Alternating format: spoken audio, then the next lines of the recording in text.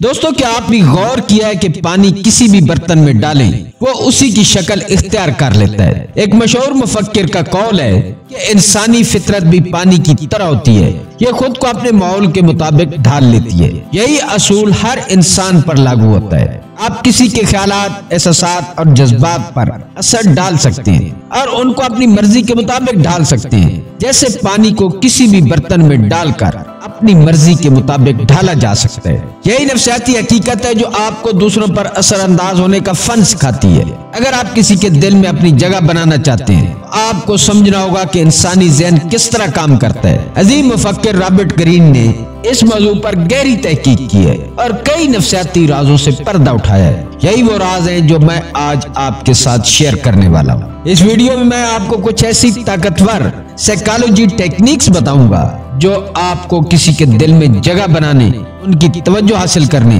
اور انہیں اپنے جنون میں مبتلا کرنے میں مدد دے سکتی ہیں۔ تو آئیے اس سفر کا آغاز کرتے ہیں۔ نمبر 1، دستیابی محدود کریں تاکہ آپ کی قدر بڑھے۔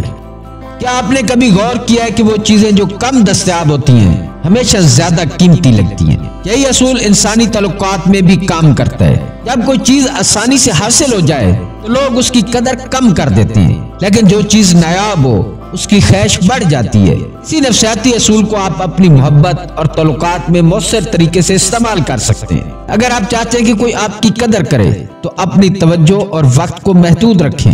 جب آپ ہر وقت دستیاب ہوتے ہیں تو لوگ آپ کی موجودگی کو معمولی سمجھنے لگتے ہیں، لیکن اگر آپ خود کو قدرے کم دستیاب کریں تو آپ کی اہمیت بڑھنے لگتی ہے۔ لوگ وہی چیز حاصل کرنا چاہتے ہیں جو مشکل سے ملے، لیکن سوال یہ کہ یہ سب کیسے کریں بغیر یہ ظاہر کیے کہ آپ جان بوجھ کر کوئی کھیل کھیل رہے ہیں۔ اس کا راز بیلنس میں ہے۔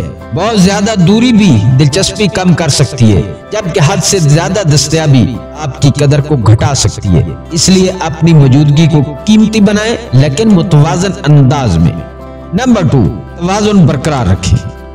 اپنی زندگی میں حقیقی طور پر ایسے مشاغل، کیریئر اور ذاتی ترقی کے مواقع تلاش کریں جو آپ کو مصروف اور مطمئن رکھیں۔ جب آپ اپنی ذات پر کام کر رہے ہوتے ہیں تو یہ قدرتی طور پر آپ کی دستیابی کو محدود کر دیتا ہے، جس سے وہ وقت جو آپ کسی کو دیتے ہیں اور زیادہ قیمتی محسوس ہوتا ہے۔ جب آپ کسی کے ساتھ ہو تو مکمل طور پر حاضر دماغ رہیں، ان لمحوں کو خاص بنائیں، اور جب دور ہوں تو اپنی زندگی کے مقاصد اور دلچسپیوں پر توجہ دیں۔ اس طریقے سے آپ اپنی انفرادیت برقرار رکھتے ہیں اور دوسرا شخص آپ کی اگلی ملاقات کا بے صبری سے انتظار کرتا ہے۔ یہ کوئی چالاکی کا کھیل نہیں بلکہ ایک متوازن زندگی گزارنے کا فن ہے۔ جب آپ اپنی دنیا کو دلچسپ بناتے ہیں تو لوگ خود بخود اس کا حصہ بننے کی خواہش کرتے ہیں۔ یہی وہ تکنیک ہے جو آپ کی کشش کو بڑھا دیتی ہے۔ نمبر 3، چھوٹے قدم سے آغاز کریں پھر آگے بڑھیں۔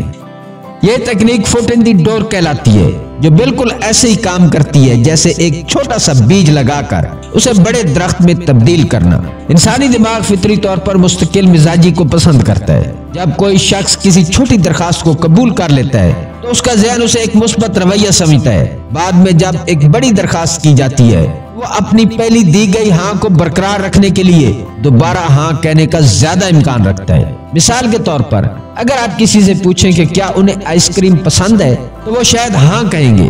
بعد میں اگر آپ انہیں آئس کریم کھانے کے لیے چلنے کو کہیں تو چونکہ وہ پہلے ہی ہاں کہہ چکے ہیں وہ زیادہ امکان رکھتے ہیں کہ دوبارہ ہاں کہیں۔ یہ تکنیک انسانی فطرت سے ہم آہنگ ہے، کیونکہ لوگ اپنے پچھلے فیصلوں کے مطابق عمل کرنا پسند کرتے ہیں۔ چھوٹے اقدامات کے ساتھ آغاز کرنے سے آپ آہستہ آہستہ بڑے نتائج حاصل کر سکتے ہیں۔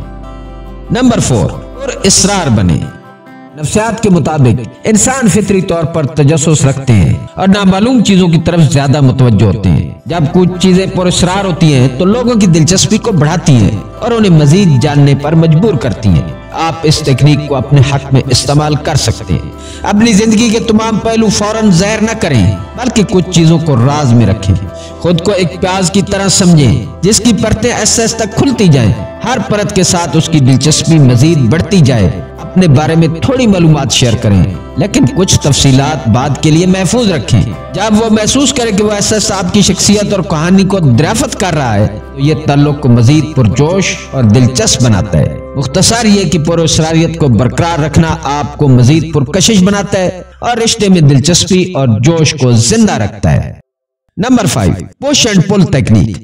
یہ تکنیک دلچسپی کو برقرار رکھنے کے لیے مختلف رویوں کو ملانے پر مبنی ہے۔ کبھی آپ کسی کو خاص محسوس کرواتے ہیں اور کبھی آپ اپنی توجہ اپنی ذات پر مرکوز کر لیتے ہیں۔ یہی غیر متوقع رویہ کسی کو آپ کی طرف مزید متوجہ کرتا ہے۔ جب آپ کسی کو مکمل توجہ دیتے ہیں تو وہ خود کو خاص محسوس کرتا ہے، یہ پش ہے۔ لیکن جب آپ اپنی زندگی کے دوسرے پہلوؤں جیسے کہ فٹنس، پڑھائی، کیریئر پر دھیان دیتے ہیں تو یہ پل بیک ہے۔ یہ اتار چڑھاؤ ان کے اندر ایک قدرتی تجسس اور کشش پیدا کرتا ہے، کیونکہ وہ مکمل طور پر آپ کی اگلی حرکت کا اندازہ نہیں لگا سکتے۔ یہ تکنیک کسی کو دکھاتی ہے کہ آپ دلچسپی رکھتے ہیں لیکن محتاج نہیں ہیں۔ آپ کی اپنی زندگی اور مقاصد ہیں جو آپ کو مزید پرکشش اور حاصل کرنے کے قابل بناتے ہیں۔ اس کشمکش کی وجہ سے وہ خود کو آپ کے قریب آنے کے لیے مجبور ہوتے ہیں اور یہی تعلق کو مزید پرجوش اور دلچسپ بناتا ہے۔ نمبر 6، کشش کی تکون، ٹرائنگل آف ڈیزائر۔ یہ تکنیک اس بات پر مبنی ہے کہ انسان ہمیشہ ان چیزوں کی طرف زیادہ متوجہ ہوتا ہے جو دوسروں کو بھی پسند آتی ہیں۔ جب کسی کو یہ محسوس ہو کہ آپ کی قدر اور کشش کو دوسرے بھی تسلیم کرتے ہیں، وہ خود بخود آپ کی طرف زیادہ متوجہ ہوتا ہے۔ یہ بالکل ویسے ہی ہے جیسے کوئی نیا اور مشہور پروڈکٹ مارکیٹ میں آئے اور لوگ اس کے بارے میں باتیں کریں تو آپ کا دل بھی کرے گا کہ آپ اسے آزمائیں۔ اس اصول کا اطلاق رشتوں میں بھی ہوتا ہے۔ جب کوئی دیکھتا ہے کہ آپ کی شخصیت اور موجودگی دوسروں کے لیے بھی پرکشش ہے تو وہ آپ کی اہمیت کو زیادہ محسوس کرنے لگتا ہے۔ یہ تکنیک حسد پیدا کرنے کے لیے نہیں بلکہ آپ کی قدر بڑھانے کے لیے چھوٹے چھوٹے اشارے دیں کہ آپ کی ایک پسندیدہ شخصیت ہے، چاہے وہ آپ کے دوستوں کے درمیان عزت ہو یا دوسروں کی آپ میں دلچسپی۔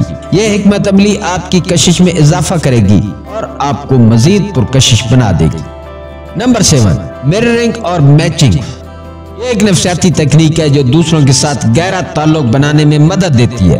اس طریقے میں آپ سامنے والے کی باڈی لینگویج، بولنے کے انداز اور رویے کو قدرتی طریقے سے اپنا کر اس سے ہم آہنگی پیدا کرتے ہیں۔ جب یہ حکمت عملی صحیح انداز میں اپنائی جائے تو سامنے والے کو زیادہ آرام دہ محسوس ہوتا ہے اور آپ کے ساتھ اس کی وابستگی مزید مضبوط ہو جاتی ہے۔ مثال کے طور پر اگر وہ گفتگو کے دوران تھوڑا آگے جھکے تو آپ بھی ہلکا سا جھک سکتے ہیں۔ اگر وہ ہاتھوں کے اشارے زیادہ استعمال کرے تو آپ بھی اپنی حرکات میں معمولی طور پر ایسے اشارے شامل کر سکتے ہیں، لیکن یاد رکھیں یہ بہت نرمی اور قدرتی انداز میں ہونا چاہیے تاکہ یہ نقل کرنے کے بجائے ایک ہم آہنگی جیسا محسوس ہو۔ اس طرح اگر وہ آہستہ اور دھیمی آواز میں بات کرتے ہیں آپ بھی اپنی آواز اور بولنے کی رفتار کو اسی سے ملانے کی کوشش کریں۔ اس طریقے سے آپ کے درمیان ایک فطری ہم آہنگی پیدا ہوگی جو آپ کی کشش اور تعلق کو مزید مضبوط کرے گی۔ لیکن دوستو یاد رکھیں یہ تمام حکمت عملیاں تعلقات کو مضبوط بنانے کے لیے ہیں، نہ کہ کسی کو قابو کرنے کے لیے